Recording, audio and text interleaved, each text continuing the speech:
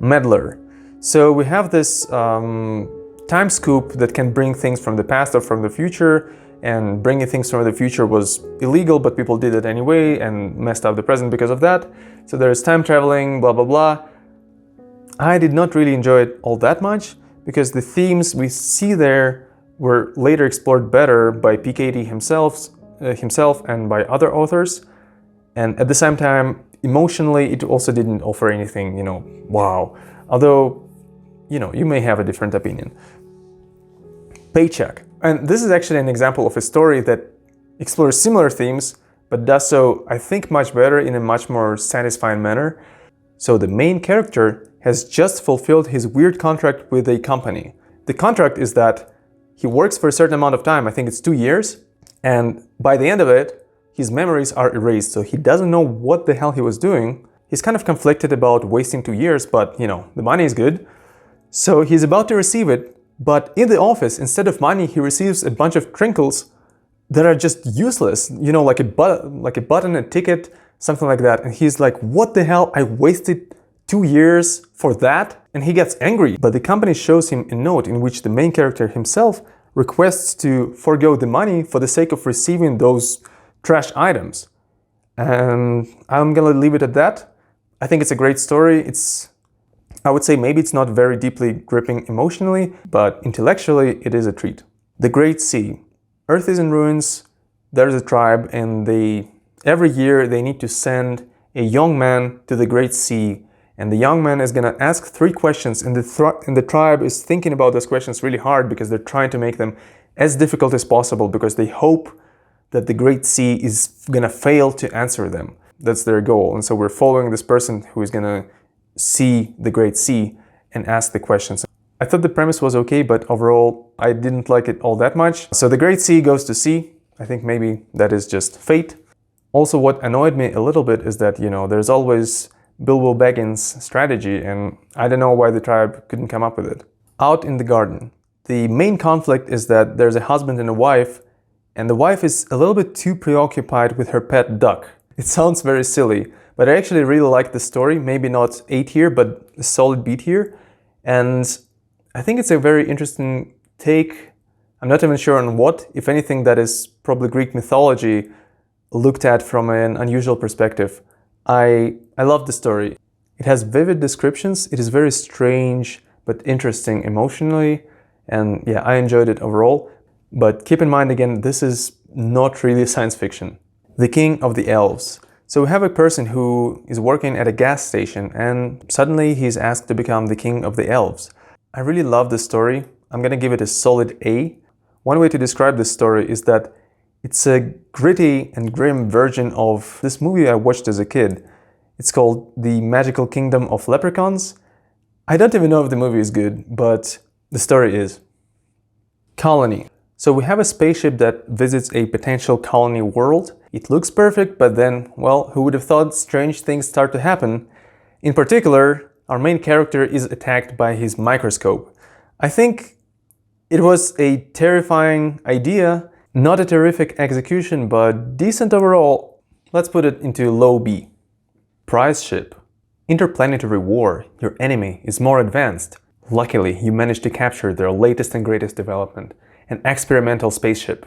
Excited to see what it can do, you fiddle with the controls. But instead of traveling faster than light or destroying continents and worlds, the spaceship seems to have moved you into a child's fairy tale. The Adventures of Gulliver, specifically. A lot of fun, an amazing read, and a very unique interpretation of an age-old story.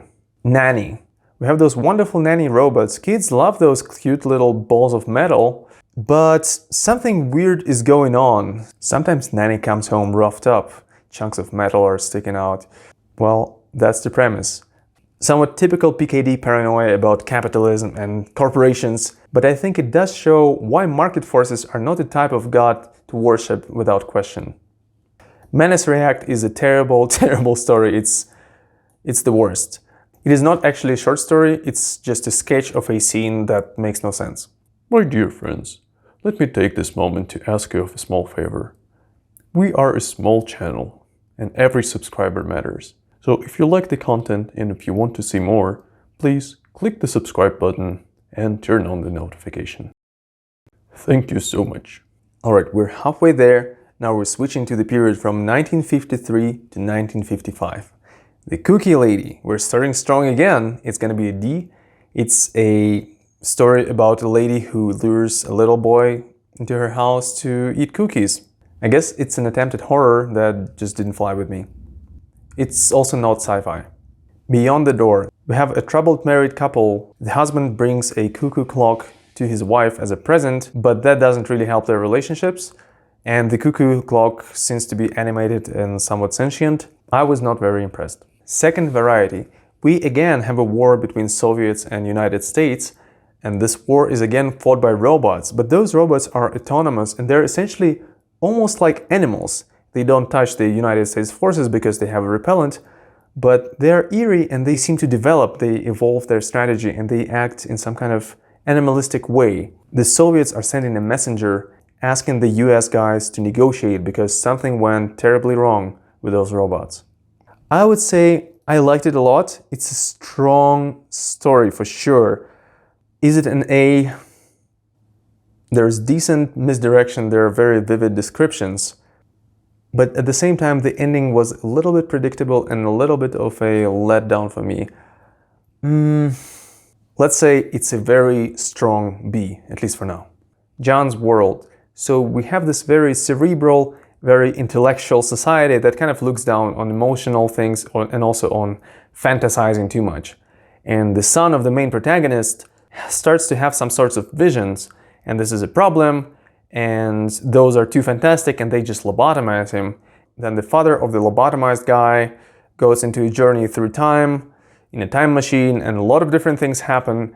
I would say it's a B. I thought the plot overall was a little bit meh, but it had its moments of glory. The Cosmic Poachers. So we have space travel, there are different races and civilizations. So we have an alien ship that trespasses on human-controlled territory.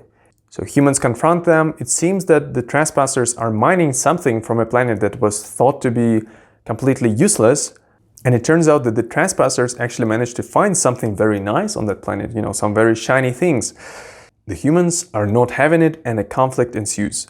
I would say it's an interesting exploration of interracial conflict, of miscommunication and ruthlessness that is just inherent to human race sometimes, unfortunately. So I liked it, not my favorite. The ending was very predictable in my opinion, and I was annoyed at that. Let's put it somewhere here. Progeny. I'm gonna put it into C.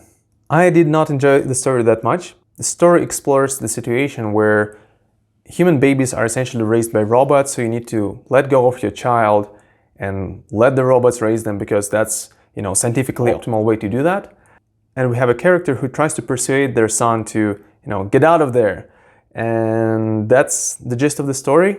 The premise is interesting, but it was not as emotionally gripping as it could have been. Some Kinds of Life. B. Humanity needs more and more materials all the time, and because of that there's an ever-going war for, little bits of comfort. And I think this is a great exploration of where this greed and never-ending desire to get this next one great thing could lead us. The story is definitely metaphorical. Let's just hope that it's not going to become prophetic. Martians Come in Clouds. I love this story a lot. This is S tier for me. Essentially we have migration from Mars, and they come in clouds as locusts or some kind of insects. And they're very strange creatures, they get stuck in your roof, they're kind of ugly. And I just love it. I think this is a very poignant touch and exploration of, again, human ruthlessness and of how we're often so unwilling to connect to another being just because of how different they are. Just read it. It is good.